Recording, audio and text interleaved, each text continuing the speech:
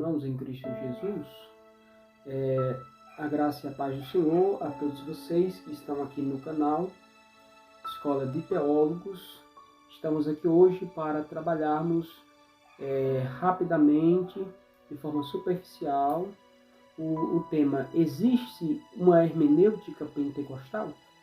Eu já quero pedir para você se inscrever, comentar o que é que você achou desse tema trabalhado aqui neste dia, tá bom? Então, primeiramente, precisamos definir o que é hermenêutica. Hermenêutica é o ato de interpretar, a arte de interpretar textos, não somente textos bíblicos, mas também textos seculares. Então, nós entendemos a hermenêutica pentecostal. Nós queremos falar, existe hermenêutica pentecostal? O ponto aqui que nós precisamos trabalhar com vocês é que se existe uma teologia reformada, existe uma hermenêutica reformada. Se existe uma teologia luterana, existe uma hermenêutica luterana. Se existe uma teologia pentecostal, então existe uma hermenêutica pentecostal. O que é hermenêutica pentecostal e por que existe uma hermenêutica pentecostal? Porque todos nós partimos de pressupostos. Logo, quando nós vamos ao texto para interpretá-lo, carregamos consigo pressupostos, quer seja luteranos, quer seja reformados, quer seja pentecostal, ou quer seja neopentecostal. Então, a hermenêutica pentecostal é o modo dos pentecostais olharem para o texto e entenderem o texto e aplicarem o texto ao seu dia a dia. Uma questão importante para nós conversarmos aqui nesse início de vídeo é que a hermenêutica pentecostal ela traz consigo alguns pressupostos que eu trouxe aqui para os irmãos para ficar bem entendido. Então, se existe hermenêutica pentecostal, então vai existir pressupostos dessa hermenêutica pentecostal, que é a arte de interpretar. Então, quando nós vamos à Bíblia, vamos à palavra de Deus, vamos ler a palavra de Deus. Então, o primeiro pressuposto que nós carregamos consigo, nós pentecostais, é uma hermenêutica marcada pelo conceito sólido de a Bíblia ser a palavra de Deus.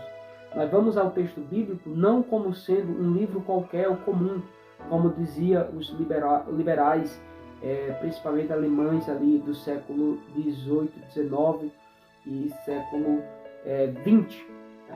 Nós vamos para a Bíblia com o pressuposto que a Bíblia é a palavra de Deus.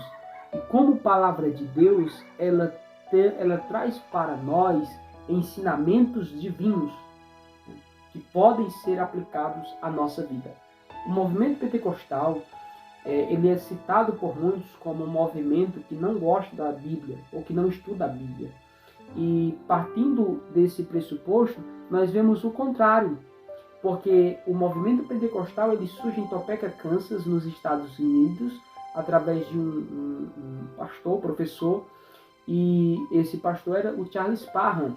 Charles Parham, ele está ali no Seminário Bethel, em 1901, e ele está ali trazendo uma série de sermões, ou ensinando aos seus alunos sobre o livro de Atos dos Apóstolos, até que uma jovem ela começa a falar chinês, e ela fala chinês por 3 dias, e ele entende que as línguas que aquela mulher falou eram as mesmas de Atos capítulo 2, língua de nações, e através daquelas línguas o evangelho poderia chegar em outras nações, não somente para a China, mas em qualquer outra nação ou língua que Deus quisesse dar naquele momento. Então, a Bíblia para nós é a palavra de Deus, nós amamos a palavra, amamos estudar, e nós temos um apreço maior pela palavra, porque quando nós estamos passando normalmente o crente médio, ele está lendo a palavra de Deus, ele está olhando a palavra de Deus, por momentos que ele está passando por aflições, ele lê a palavra e ele entende que ali resolve, Deus falando com ele e mostrando que existe solução para aquele problema, etc, etc. Então, os pentecostais, nós cremos que a Bíblia é a palavra de Deus, nós cremos na inerrância, na autoridade da Bíblia, na infalibilidade da Bíblia, na suficiência da Bíblia e na inspiração plenária da Bíblia Sagrada. Esse é o primeiro pressuposto. a nossa hermenêutica pentecostal, ela parte do pressuposto que a Bíblia ela é a palavra de Deus. O segundo pressuposto que eu quero trazer para vocês é que a Bíblia, ou a hermenêutica pentecostal, ela é consciente de que existe a experiência, ou ela entende que o papel da experiência pentecostal ela é muito importante na hora de se fazer hermenêutica pentecostal. O que é que nós queremos dizer com isso? Que quando nós lemos o texto, nós vemos a nossa história no texto. Quando nós falamos em línguas, nós podemos entender o que Paulo falava quando ele disse sobre as línguas em 1 de Coríntios, o que Lucas falava sobre as línguas no livro de Atos. Então, nós olhamos para o texto e vemos a nossa história no texto, ou seja, na nossa experiência, ela confirma o texto sagrado. O papel da experiência é muito importante. Claro que a Bíblia ela é supra, a Bíblia é a nossa única regra de fé, mas a experiência ela corrobora com a Bíblia Sagrada, porque nós vemos a nossa história no texto sagrado. Eu já quero indicar uma obra, um livro, Pentecostes, essa história é a nossa história. Robert Menzies. Meus amados, então nós entendemos que existe um papel muito importante na experiência. A Bíblia é um livro de experiência. Nós vemos o profetismo no Antigo Testamento, as línguas, no caso lá, a profecia, sempre era acompanhada a presença de Deus vindo ao profeta, acompanhada com o profetismo. No Novo Testamento nós vemos a presença de Deus, ou no caso o Espírito Santo, acompanhada com falar em línguas, Atos 2, Atos 10, Atos 19, 1 de Coríntios 14. Então nós vemos que sempre há uma manifestação da experiência. O papel da experiência é muito importante para a hermenêutica pentecostal. Um terceiro pressuposto que nós carregamos é que nós usamos a crítica da redação. Você que passou pelo curso de teologia sabe bem que a crítica da redação é um pressuposto do liberalismo teológico. Esse pressuposto ele explica que os evangelistas, quando estavam escrevendo os evangelhos, eles estavam fazendo teologia. Eles não estavam como robôs ali recebendo de Deus somente e escrevendo. Pelo contrário, eles eram teólogos e estavam escrevendo conforme a liberdade que Deus deu a eles. Claro que o final, a conclusão foi a palavra de Deus, é a palavra de Deus.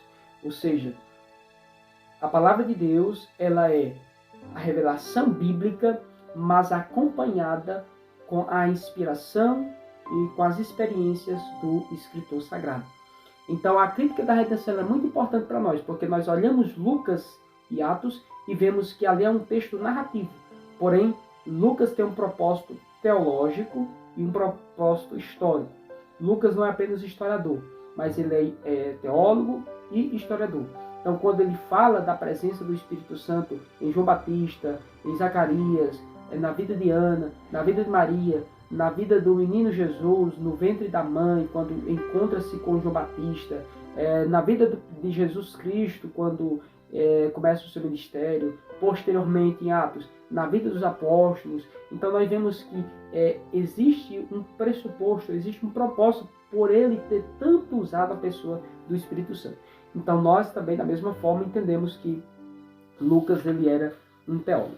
Indico outra obra, um livro de Roger Stronstadt, a teologia lucana, muito importante para você. E o último pressuposto que eu quero trazer para vocês, amados irmãos, é que nós não desprezamos a tradição. A hermenêutica pentecostal, ele abraça também a tradição. Achamos que é muito importante a tradição. Porém, entendemos que, por exemplo, até o século 3, 4, 5, o debate da vez, do momento, era a pessoa de Jesus.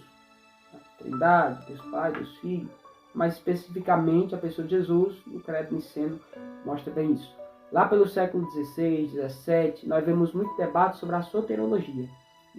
Então, nós pentecostais, século XX, XXI, nós focamos na pessoa do Espírito Santo, porque foi um assunto que não foi tratado na patrologia, não foi tratado muito bem entre os reformadores. Claro que com raras exceções, ou com exceções, houve livros sobre o Espírito Santo, tanto na patrística como nos reformadores, mas nós pentecostais, nós somos mais incisivos em trabalhar a pessoa do Espírito Santo. Então, meus amados irmãos, em suma, nós entendemos que existe sim a hermenêutica pentecostal, porque são pressupostos que nós carregamos quando olhamos para o texto. Muitos dizem, não, precisamos ir para o texto como uma tábula rasa, mas nós sabemos que isso é impossível. O tradicional, ele olha para o texto com uma visão, pentecostal olha para o texto com outra visão. O reformado olha para o texto com uma visão, o luterano olha para o texto com outra visão. Então, esses pressupostos que nós utilizamos pressupostos pentecostais. Então, por isso, nós temos sim uma hermenêutica pentecostal. Indico para vocês alguns livros. O primeiro, pastor César Moisés de Carvalho, Pentecostalismo e Pós-Modernidade. Roger Stronstad, Hermenêutica Pentecostal. E Robert Menzies, Pentecostes, essa história é a nossa história, tá bom? Então que Deus abençoe, se inscreva e curta esse canal, e tem sido uma bênção na sua vida.